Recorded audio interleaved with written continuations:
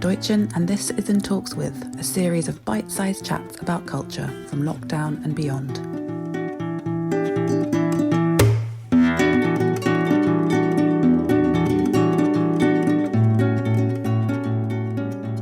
Hi Katie, welcome to the In Talks With podcast.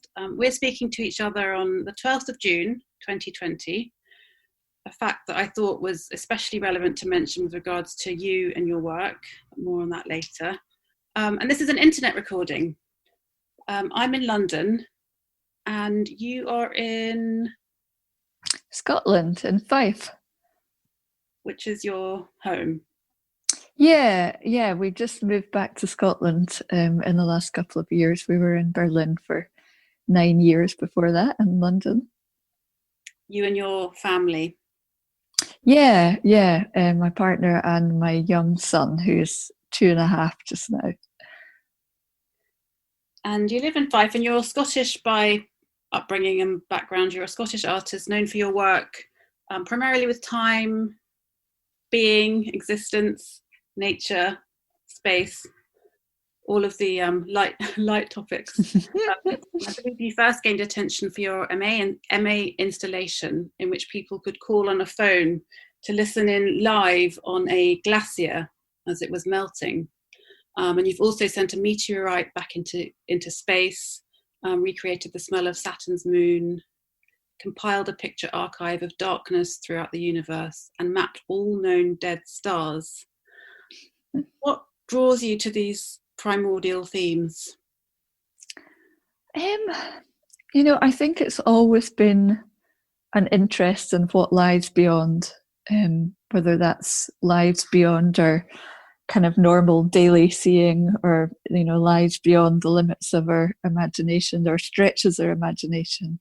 I've always personally found that kind of disappearing into the imagination can be one of the most freeing things possible, and so I've just got more and more drawn to nature and space and time, and subjects like astronomy just really help that expansion and help the mind kind of transport itself to very distant places.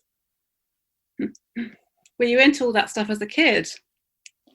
No, weirdly I wasn't at all. I mean, I was always into art and drawing and anything creative, but I wasn't a kind of geeky schoolgirl who loved space and things like that. That came at a much later stage, really after I'd graduated from my first degree, quite a bit later. I found myself working in Iceland over the course of a spring, summer and an autumn, and that's really, I'd say, when my eyes just opened much wider to the landscape, even though I'd grown up in Scotland and been up north constantly every summer. It somehow took going there and being surrounded by the erupting nature and the landscape and the light, it's always changing, that really opened me up to thinking about, here we are on Earth, a revolving planet, moving all throughout the universe, in an expanding infinite universe. And suddenly that's when I just got so interested in space and time. Time is one of the themes which seems to resonate across your work, and I wanted to talk to you specifically about an ongoing project which you began in 2014 called Future Library. It's a highly unusual and original idea. Could you just give an overview of it for those people who may have not heard about it before? Yeah, thank you. So Future Library has got a few different components, but ultimately it's a forest that I've planted back in 2014, 1,000 trees, and when those trees are fully grown, they're going to be cut down and pulped and made into paper and made into a book that's written now over the next 100 years, one author a year, and that book will only be read when the trees have fully grown and been cut down. So it's a really evolving, slow artwork that changes with time, that moves in time, and we invite one author every year to write a new piece that will join this Future Library and only be read in the year 2114, and it's in Oslo. The first author you recruited was Margaret Atwood. Yeah, amazing. What a coup. She says I watched a video about about the project where she was interviewed, and she said that the project is like a book, a communication across space and time. And how did you first start talking to her about the project? Well, she was always, in my mind's eye, because I begun the project several years before the forest was planted. It took a lot of preparation and research. And Margaret Atwood just seemed like, the beacon, the voice that we just had to ask to be number one, especially. So we were, so thrilled when she agreed to it. So we wrote her a letter. It was very simple. Dear Margaret Atwood, I'm planting a forest in 100 years' time, da da da. And luckily, she didn't hesitate to say yes. She said it was like being asked to donate a kidney. Either you say yes or you say no really quickly. I think she asked her husband his advice, but otherwise she got back to us really promptly and said yes. And so that was a huge relief and a huge coup, like you say, because we thought, oh my God, it's real, it's going to happen. And it also must have been so interesting to speak to someone who had a similar understanding of you and your idea. I mean, to understand the idea before it had even come to any kind of fruition. Well, yeah, absolutely. Yeah. Margaret Atwood grew up in the forest, and I think her father was a forest entomologist.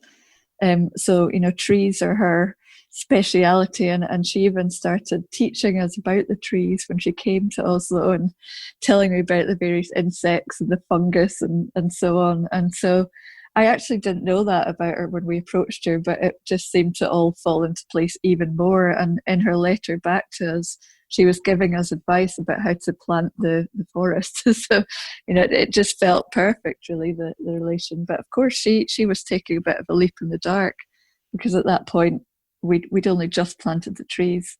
Now we're 6 years on, and quite a lot has changed in a fairly short length of time. So apart from the trees growing, obviously, and awareness around the project also growing, what are the other changes? I mean, I suppose at the moment we're living through a time of extreme change with Corona, and just more recently the Black Lives Matter protests.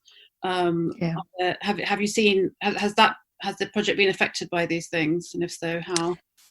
Yeah, I think it's astonishing, really, that in 6 short years, really, since the trees got planted and Margaret Atwood said yes, the shape of the world, or our perception of the world, is rocketed in waves and peaks. And we've gone from, I was being asked at the beginning of the project about the material reading books and how we, the form of reading.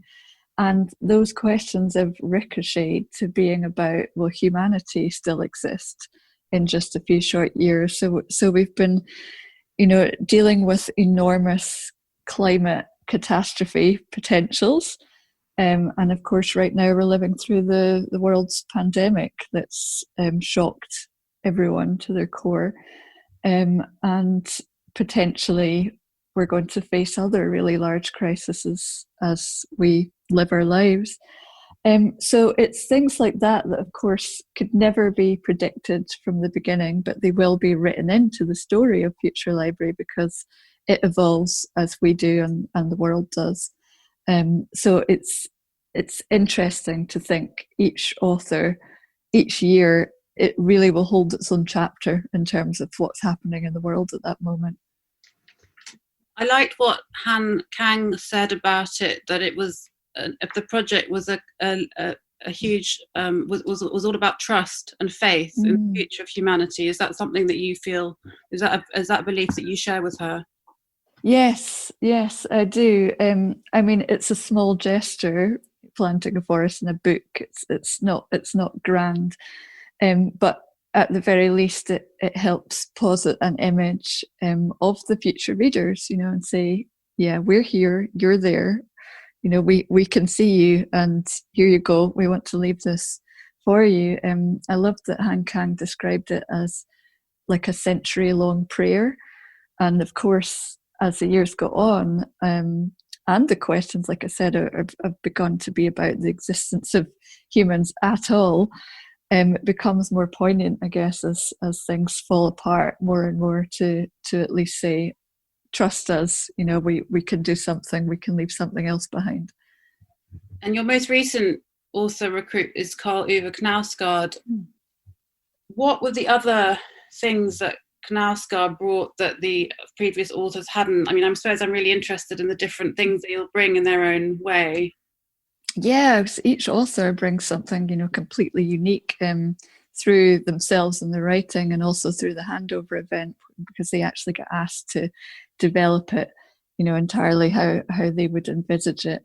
So Karl Ove Knausgaard, you know, it's so happy that he said yes. He was yet another author that I thought, oh no, you know, it's going to be a no. But actually, he said that he'd heard about the project and he would have applied for it if he could. So I was kind of shocked about that. I love the kind of existential nature of his writing, and the, you know, explicit details of everydayness against this kind of sublime backdrop. And also, you know, Knausgaard's really known for secrecy, or the opposite of secrecy. And so this project, I thought, could be particularly interesting because, of course, nobody reads it in our lifetimes.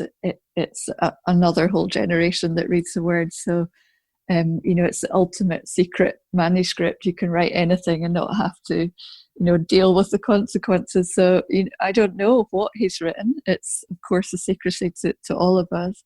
The handover this year, unfortunately, with the coronavirus, has been changed and moved a bit. But I do know that he's written his manuscript already. But of course, I know nothing else. And the title will be announced when he hands over his text.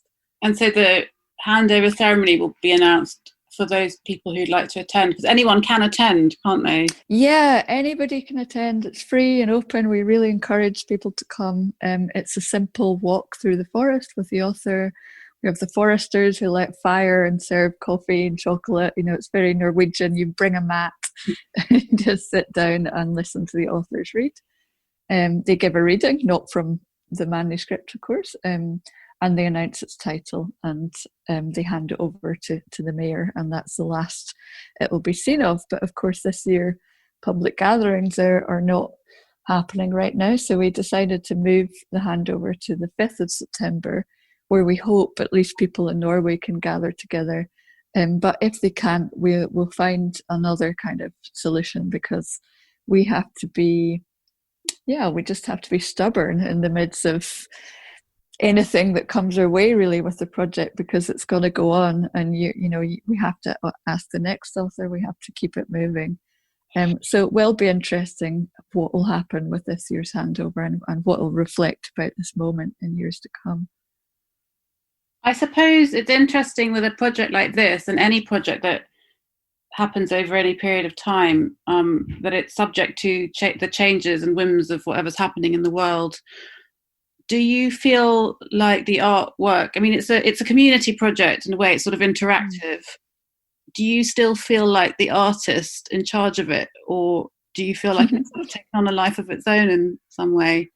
That's a really nice question, and I love that it's taken on a life of its own. It's, so many things that it could never have predicted from the beginning. It really started off as a fairly simple idea, imagining tree rings and chapters and books and time.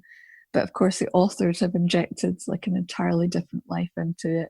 The visitors, the participants, the foresters, the architects, the librarians, all of us have kind of come together to make something that's very communal, and that relies on this participation and coming together. So in a way, I've really stepped back from it, but I'm still absolutely central to, working with Anna Beata, making everything happen, working with her small team. We're very grounded and doing everything, quite simply. So I feel, I help. I'm in the trust and make decisions about the authors that we invite. And we've just completed the room that's going to open in the new library that's very visual and collaboration with the architects. So there's a number of elements that I'm very much involved in still, and kind of always trying to keep the core of the artwork and not kind of fly away from it. However, it's amazing really to let the seed grow in a way and just see what happens, and how much it changes year to year is something that will always stay with the project, I hope, whether I'm here or not. And that's kind of the point. I will be gone at a certain point, and it's handing over to others and having that hope and having that trust, and that the project will continue whatever is thrown our way. Do you think about legacy? Is there any? This sort of the question I'm asking obviously implies some kind of need for ego for the writer or for the artist. But is there any thought of legacy in continuing in creating something that will hopefully exist for future generations? In the beginning, I would say that wasn't close to my mind at all. But of course, as it unravels, there's a big question of mortality at the heart of it, given that most people alive at the moment will be gone. It becomes leaving a legacy, for the authors. Certainly, I imagine they're leaving a legacy anyway with the works that they write, but this is kind of extending that to an unknown place and time where people aren't born yet that are going to receive their words. For me, yes, of course, it's given me a project that I'll continue for my whole life, and that's astonishing, really. That's kind of a dream. But to be honest, I'm not really that interested in what shadow I leave behind. It's kind of making sure the project happens and making sure that the trees are tended to and the authors keep writing and that book is printed and people keep going to forest. I couldn't care less if I was there or not during that. When does your involvement stop, or does it not ever stop? Oh, I think when I die, truly, I'm here forever, and it's quite emotional actually when I realize that my life unfolds alongside this project, and I realize I think about things in terms of the future library handover and the next author rather than New Year and kind of ordinary calendars of time. I've got future library time evolving in me, and when I was pregnant, I was in the forest one year, I gave birth, and my son was there the following year, and so our families evolved around it. Loved ones have died, and they all connect to those moments in time and to the trees, which keep growing, and it is sort of like we're all growing alongside it, and I couldn't have predicted that at all at the beginning. And before we finish, I wanted to ask you what else you're involved in at the moment, and if you have any other projects, COVID allowing, that are happening soon. Yeah, well, everything's been rejigged a bit and postponed and moved, but I'm fortunate that nothing's been cancelled outright. It's all just been rescheduled. So I've got an exhibition opening in Iceland, the Living Art Museum, which will be March next year. We'll have the handover still happening in September, and the new room in the library is opening.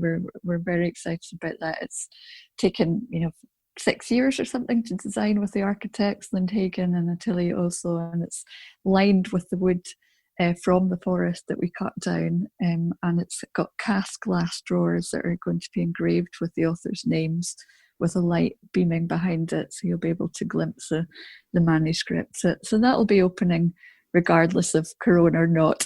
But other than that, I've got a nice commission for next year, Edinburgh University, where I'm sprinkling ideas around the campus of science and engineering, these three-line texts that take form in the imagination. And I'm quite enjoying right now working on new ideas, actually, without getting too stuck into the production and the research. It's a fairly peaceful moment, dare I say it, even though lives are up and down at the moment and comes in waves.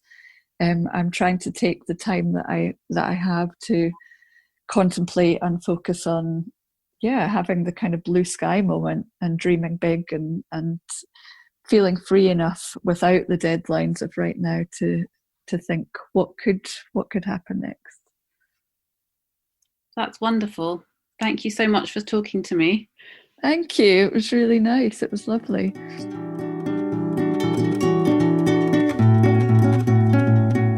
You've been listening to In Talks with me, Danielle Radojcin. The sound and theme music were by Wargie Productions, and the artwork is by Patrick Waugh. If you enjoyed this episode, please pass it on to someone who you think might also like it. And of course, please do subscribe and leave a review. Thanks for listening.